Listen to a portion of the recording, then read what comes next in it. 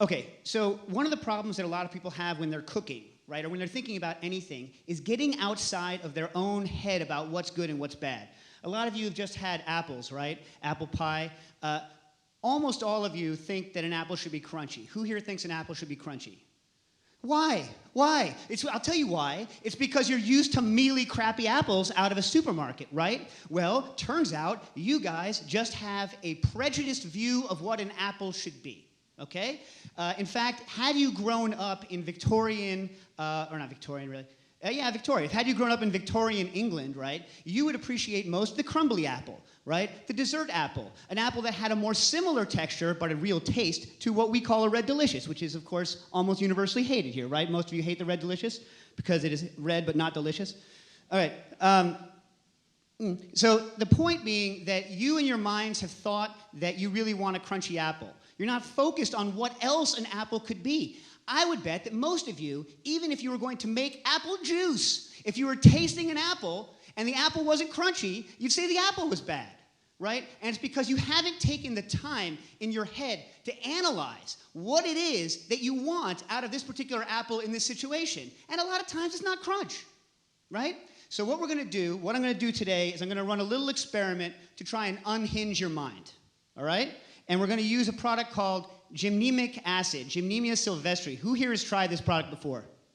Ooh, only one. Nice. Okay, this is it's a plant. I believe it comes from the Indian subcontinent, although I never bother looking it up. And its name translates, whatever the name is in when it's used in Ayurvedic medicine, translates roughly to the sugar destroyer. So here's what I want you to do. I want you to take this veg cap. I want you to unhinge it. This green powder will not kill you. However, it tastes horrible. It tastes really bad. How many of you have kept rabbits? It tastes like their food and smells like their cage. It's terrible. You're going to suck it up for science, is what you're going to do. You're going to put this in your, I'm going to do it with you. You're going to put this in your, dump the powder in your mouth. You're not going to swallow it. You're going to coat your tongue with it. You're going to keep it in your mouth for long enough for the effects to, you'll be able to taste again within about 45 minutes. Don't worry. Your dinner will be fine. Ready? Ready? Ready. Oh, I'll tell you when to swallow. Just do what I do.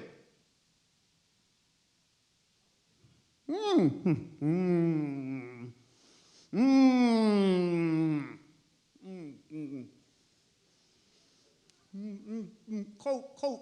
Don't swallow. Coat the whole tongue. Coat the whole tongue. Coat the whole inside your mouth. Coat.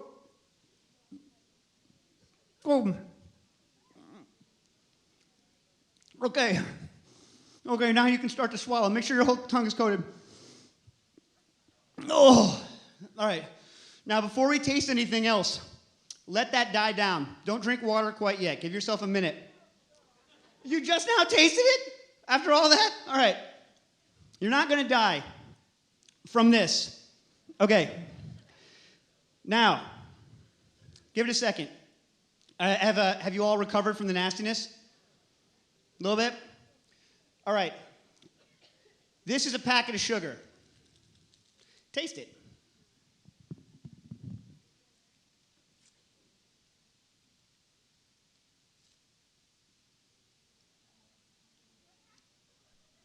Tastes like sand. I have erased your sense of sweet. Oh. Now here's the problem. Like, for all of you guys that think about sugar as just being something that's sweet, here's a marshmallow. You know how many people ask me how to make savory marshmallows? Why don't you just taste what the textural effect of sugar is without any of the flavor effects? It's crazy, huh? It's better with like a big one because you get a lot of textural effect. Try the chocolate. But notice the texture of the chocolate is still excellent. The texture of baker's chocolate sucks because the texture of baker's chocolate doesn't have the sugar in it to modify the texture of the chocolate. This has a nice texture, but it just tastes terrible because it lacks the sugar.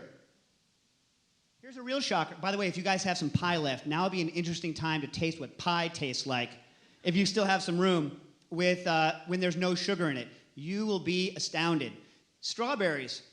We don't think of strawberries as being especially sweet unless you get good quality strawberries, which I guess you do here in California.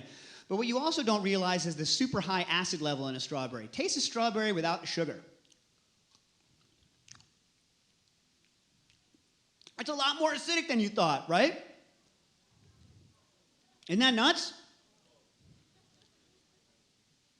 Now here's where it gets very interesting. The only thing that remains, by the way, how many of you have done like flavor tripping with miracle berries? Know what I'm talking about? That's where you eat this berry that makes sour things also taste sweet.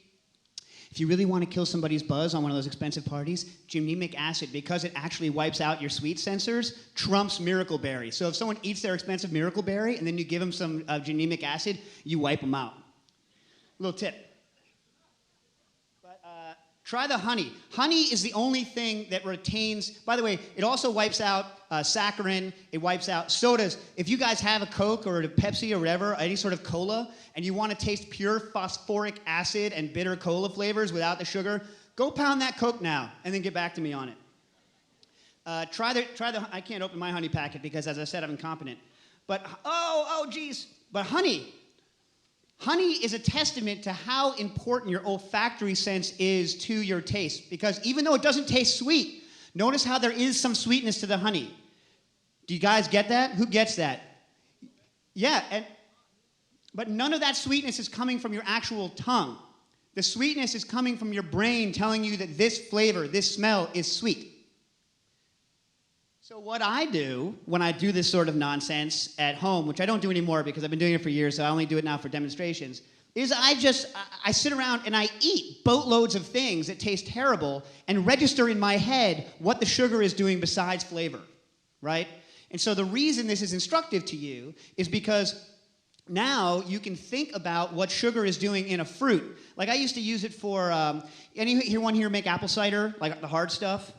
Yeah, so one of the classic problems that people have when they're making apple cider is they have a very difficult time fermenting out the sugar in their brain and tasting what the acid level of the fruit is like once the sugar is fermented out. Guess what? Gymnemic acid will help you do this because you can wipe the sugar out of the apple prior to the fermentation and kind of get your acid balance levels beforehand. So I use this kind of thing just as an instructive tool in my head to try and figure out how sugars and acid, how sugars and texture are actually interacting, and I can use this to my advantage. And I encourage you to always think this way when you're cooking or when you're thinking about anything. That even if you don't have any idea, as some of you I know didn't when you're starting with your pie process, even if you have no idea why something happens, if you have a hypothesis and you control and you keep adapting, recording what your results are and working step by step, even if you start with the complete wrong reason for why you're doing, you can get to the right place.